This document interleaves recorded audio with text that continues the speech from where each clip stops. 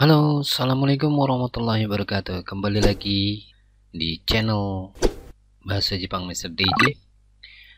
Oke, kali ini saya akan menjelaskan bagaimana cara kita memahami kata sifat dalam bahasa Jepang. Kata sifat dalam bahasa Jepang memang ada sedikit perbedaan tentu saja dengan bahasa Indonesia ya. Di sini kata sifat dalam bahasa Jepang, kita lihat kategori kata sifat dalam bahasa Jepang, yaitu ada dua kategori sebenarnya. Ini yang pertama saya sebutkan dulu, kata sifat i atau biasanya berakhiran bunyi ai, oi, ui, dan i gitu. I-nya panjang ya. Contoh di sini ada kata takai, mahal, omoshiroi, menarik, yasui, murah, atarashi, baru ya. Di sini akhirannya ya, takai ini bunyi i ini semuanya, i hiragana i ya. Jadi takai, omoshiroi, yasui, atarashi. Nah, ini termasuk kategori i. Jadi kata sifat yang termasuk kategori i, atau saya biasa menyebutnya bunyinya ya, bunyinya bukan hurufnya tapi bunyinya ai, oi, ui, i gitu ya. Nah, ini kata sifat yang berkategori bunyi i. Kemudian yang satu lagi adalah kata sifat na. Nah, kata sifat na ini termasuk berakhiran bunyi ei. Bunyi ei ini tidak termasuk pada bunyi ini ya. Nah, contoh kata-katanya ya seperti ini. Nah, shizuka na, ada na-nya di sini.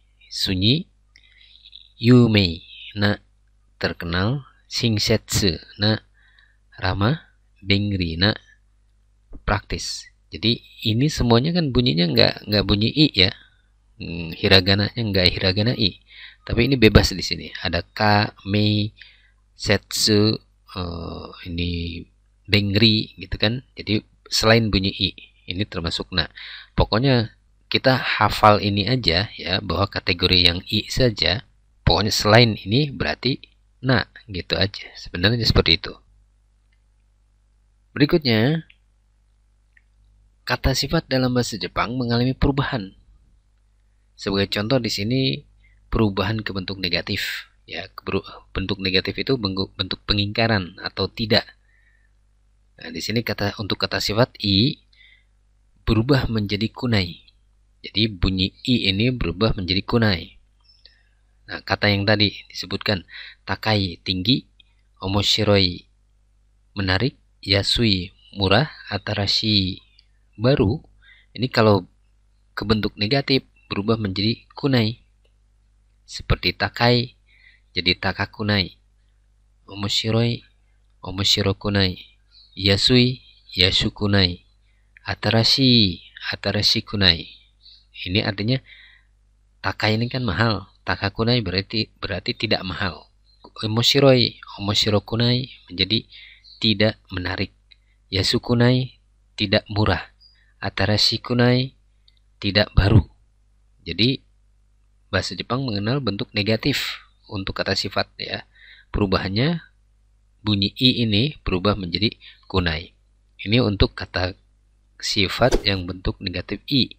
Kemudian yang na bagaimana? Di sini kata sifat bentuk negatif na menjadi ditambah janai atau dewanai tanpa na ya. Di sini kita lihat Shizuka ini sepi ya, Shizuka menjadi Shizuka janai. Yumei na menjadi Yumei janai. Shinsetsu na Shinsetsu janai. Bengri na Bengri janai. Jadi ada perubahan ditambah janai.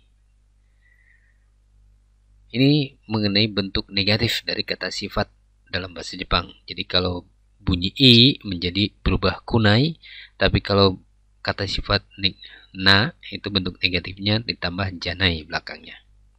Oke, berikutnya kita lihat perubahan kata sifat bentuk lampau. Jadi dalam bahasa Jepang juga mengenal bentuk lampau untuk kata sifatnya ya. Untuk yang kategori i berubah menjadi kata. Misalnya di sini tadi saya sebutkan takai mahal ya, omoshiroi menarik, yasui murah, atarashi baru. Nah, di sini Takakunai tadi dikatakan apa? Takakunai ini tidak mahal atau tidak tinggi. Yasukunai tidak murah. Ya, yasukunai tidak murah. Nah, ini semua memiliki kata sifat yang bentuk lampau. Kalau sekarang mahal, misalnya, sekarang mahal.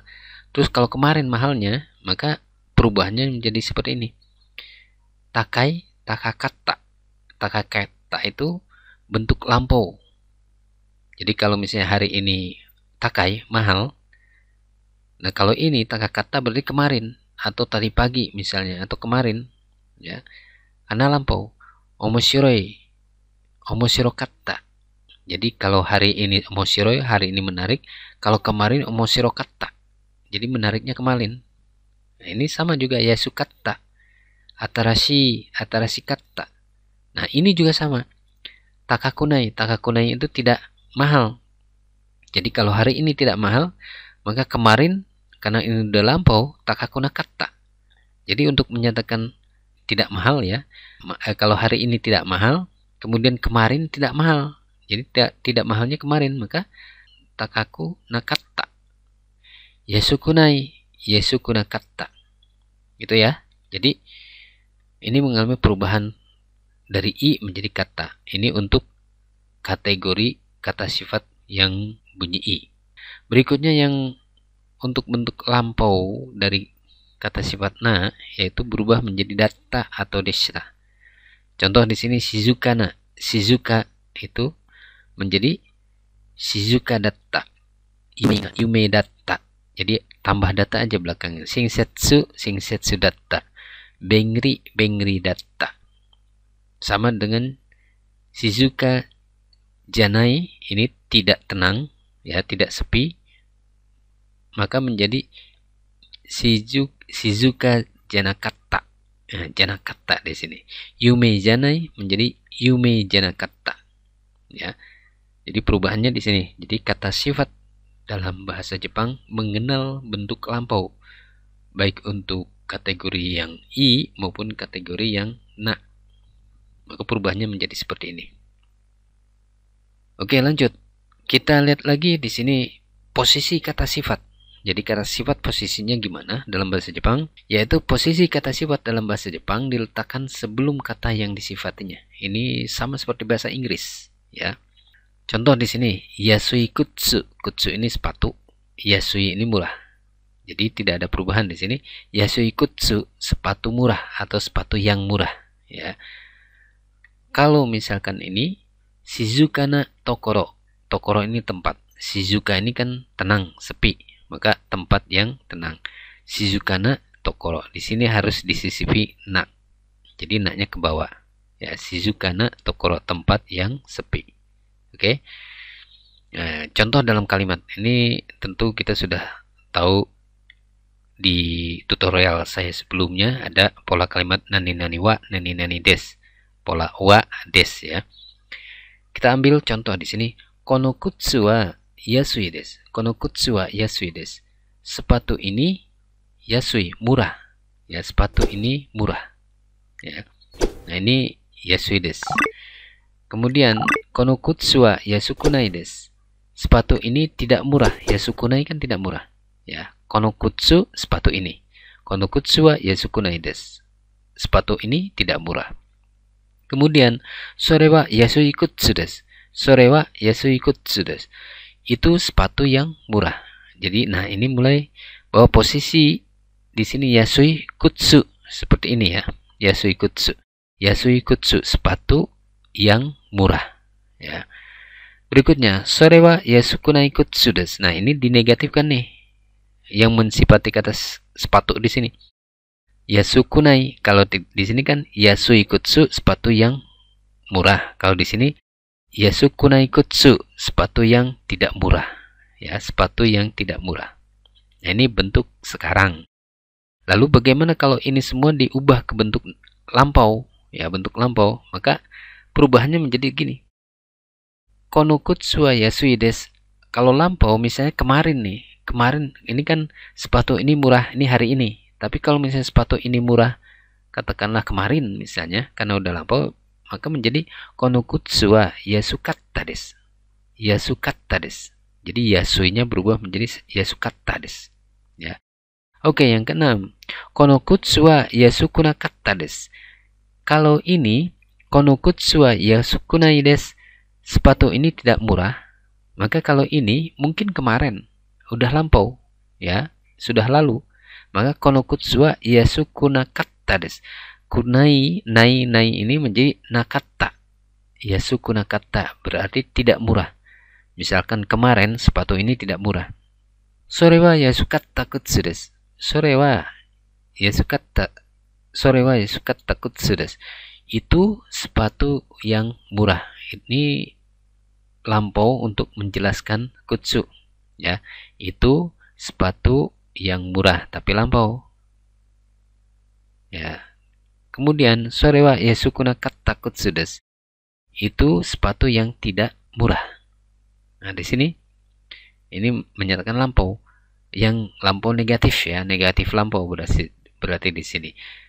Jadi kalau ini misalkan kemarin atau sebelumnya gitu ya. Kalau ini kan hari ini, sekarang ini, itu sepatu yang tidak murah gitu. Tetapi di sini sepatu yang tidak murah tapi lampau, sudah berlalu. Ya, jadi dalam bahasa Jepang posisi kata sifat dalam bahasa Jepang itu adalah di depan kata yang disifatinya, ya, diletakkan sebelum kata yang disifatinya.